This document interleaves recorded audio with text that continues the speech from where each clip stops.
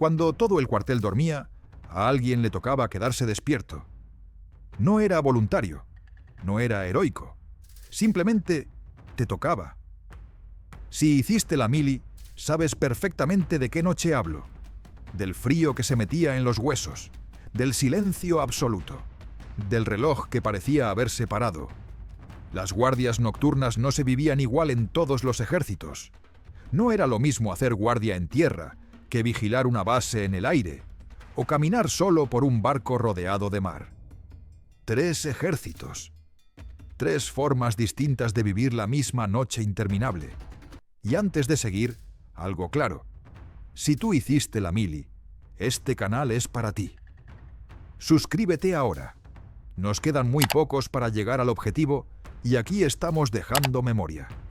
La que nunca se escribió en ningún sitio. Vamos a recordarlo. Si hiciste la mili, suscríbete ahora. Este canal existe para los que estuvieron allí. Bloque 1. Ejército de tierra. La noche en el campo. En tierra, la guardia era cuerpo, frío, cansancio, intemperie. Te podía tocar en cualquier sitio. En Cerro Muriano, Córdoba, donde el viento bajaba de la sierra y te atravesaba aunque llevaras el capote. En El Goloso, Madrid, vigilando un perímetro que no terminaba nunca. En Botoa, Badajoz, donde la garita parecía un horno en verano y una nevera en invierno. El fusil ZEDME colgado al hombro. 5,5 kilos que al cabo de 2 horas se te clavaban en el omoplato. El correaje apretando, las botas, el casco, 4 horas de pie, de las 2 de la mañana a las 6, o de las 10 de la noche a las 2. Daba igual el turno. Todas las guardias nocturnas en tierra eran iguales de largas, puestos perdidos, a veces sin saber muy bien qué estabas vigilando. Una polvorín, un depósito de combustible, el acceso a la zona de vehículos, una alambrada que daba al campo. No pasaba nada, pero todo parecía que podía pasar.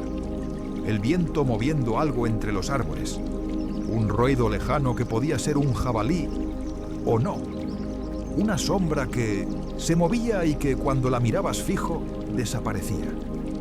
El miedo no era constante, pero estaba ahí.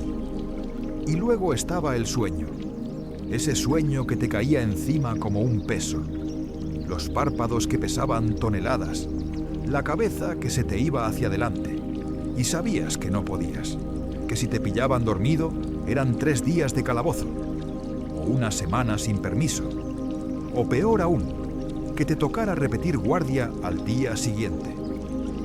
Algunos se apoyaban en la pared de la garita, otros caminaban en círculos, 20 pasos para allá, 20 para acá.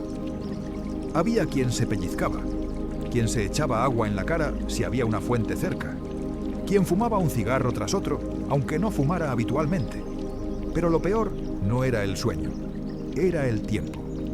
Mirabas el reloj, las 3:15. Caminabas, vigilabas, pensabas en casa, en la novia, en lo que harías el fin de semana si te daban permiso. Volvías a mirar el reloj, las 3:18. 3 minutos. Solo 3 minutos habían pasado. El tiempo en las guardias nocturnas de tierra no avanzaba, se arrastraba. Y el frío. Nadie que no lo haya vivido entiende ese frío. El de febrero en Zaragoza, en la Academia General Militar. El de diciembre en Viator, Almería, donde el desierto se helaba de noche. El de cualquier madrugada de invierno en cualquier acuartelamiento de España. Un frío que te entraba por el cuello aunque te subieras el capote hasta las orejas, que te congelaba los dedos aunque llevaran guantes, que te hacía castañetear los dientes. Ahí no había épica, había aguantar y esperar a que llegara el relevo. Ese momento en que veías a tu compañero acercarse por el camino, la silueta en la oscuridad, el ruido de las botas sobre la gravilla. ¿Alguna novedad? Ninguna.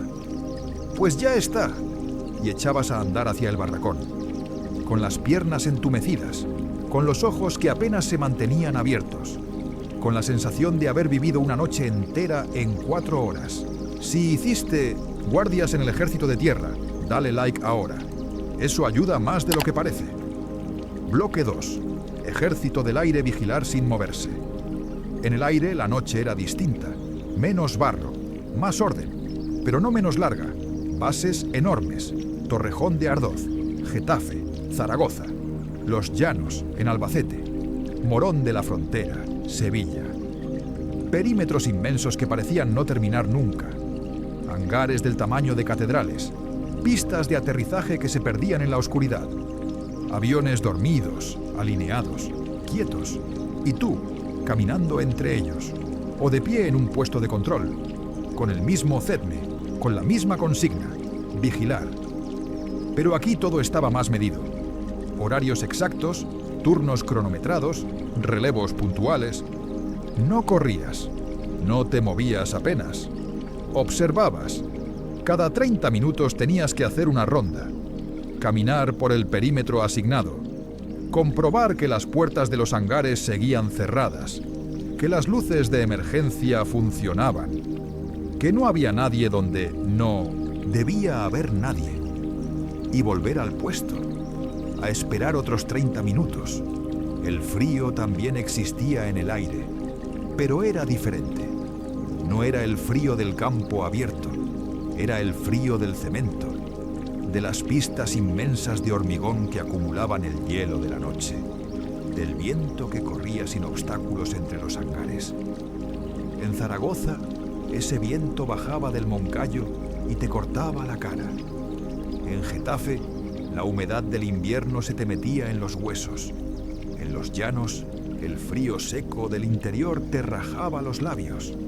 Pero lo que más cansaba no era el frío, era el silencio. Un silencio absoluto, roto solo por el viento, o por algún avión que despegaba o aterrizaba en las bases operativas, o por tus propios pasos sobre el asfalto.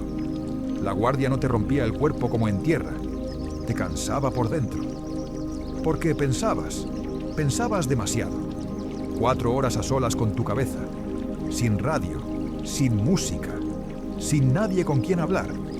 Pensabas en por qué estabas ahí, en si servía para algo vigilar una base que nunca iba a ser atacada, en cuánto faltaba para licenciarte, en si volverías a ver a la gente del cuartel cuando todo esto terminara.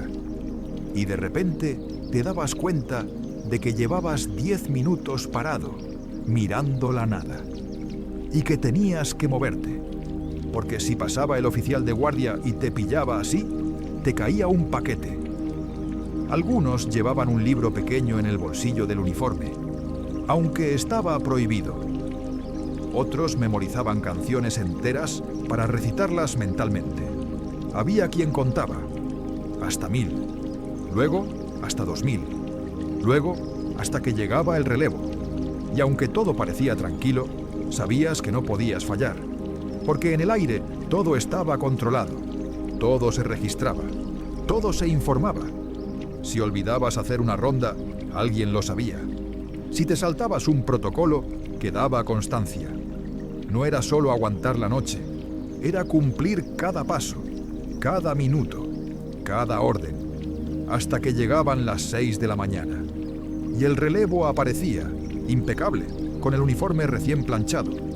Y tú echabas a andar hacia el barracón. Cansado, no del cuerpo, de la cabeza. Si tu mili fue en el aire, suscríbete. Aquí se está contando lo que muchos vivieron y pocos explicaron. Bloque 3. Armada. Solo rodeado de mar. Y luego estaba la Armada. La guardia de noche en un barco no se parece a ninguna otra. Podía ser en el Dédalo, el portaaviones que ya es historia. En el Príncipe de Asturias, cuando aún navegaba. En una fragata como la Baleares o la Cataluña. En un patrullero perdido en la costa de Cádiz.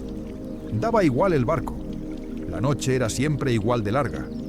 Pasillos estrechos, luces rojas de emergencia, cubiertas metálicas, escaleras empinadas y alrededor el mar. Negro, inmenso, interminable.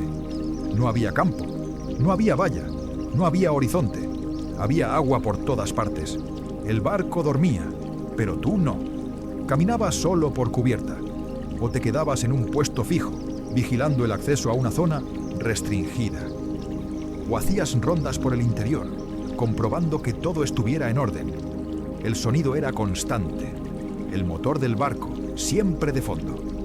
Un ronroneo grave, profundo, que nunca paraba. El crujido del metal cuando el barco se movía con el oleaje. El agua golpeando el casco. Y tus pasos sobre la cubierta metálica, resonando en la noche. El frío en el mar era diferente. No era el frío seco de tierra ni el del cemento del aire.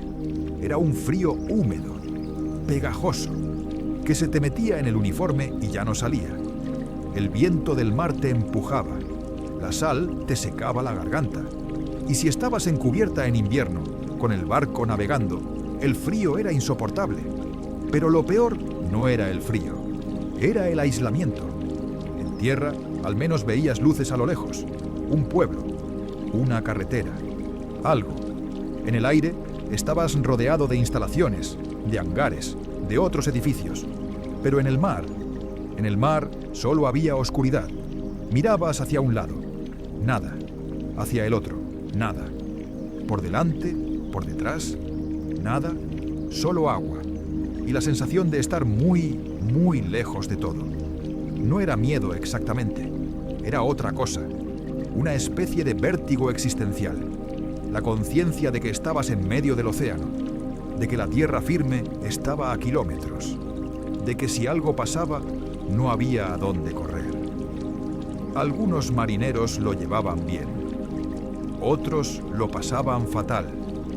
Había quien no podía hacer guardias en cubierta, quien se mareaba solo de mirar el agua moverse, quien sentía claustrofobia en los pasillos interiores, pero te tocaba, y lo hacías, 4 horas, de las 12 a las 4, o de las 4 a las 8, vigilando, caminando, escuchando el mar, y cuando llegaba el relevo, bajabas a tu litera, te quitabas el uniforme empapado de humedad, y te metías en la cama, con el motor del barco resonando bajo tu cabeza, con el olor a gasóleo y a sal metido en la nariz, con la sensación de haber estado completamente solo durante 4 horas, aunque hubiera 200 personas en el mismo barco.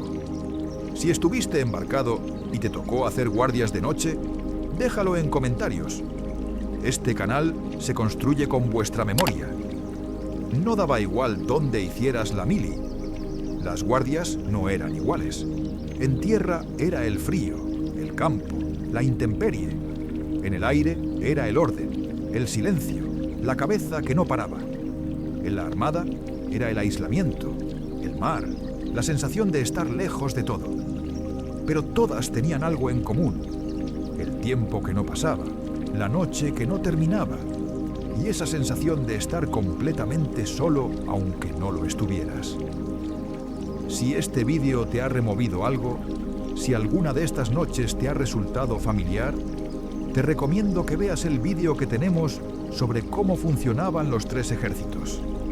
Ahí se entiende por qué la mili no se vivía igual en tierra, en el aire o en la armada, por qué cada uno recuerda cosas distintas y por qué, aunque todos juraron lo mismo, no todos pasaron por lo mismo.